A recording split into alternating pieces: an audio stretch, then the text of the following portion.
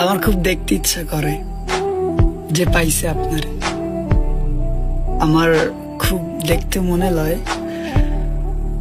এই দুনিয়ায় ভাগ্যবান মানুষ দেখতে কেমন হয়।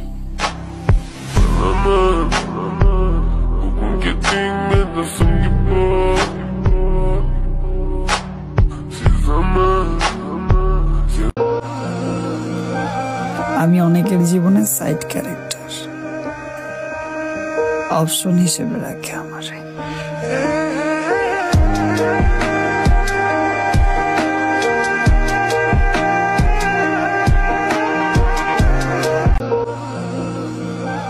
দুঃখ নিজের পর্যন্তই নিরাপদ, বাইরে গেলে হাসির খোরাক।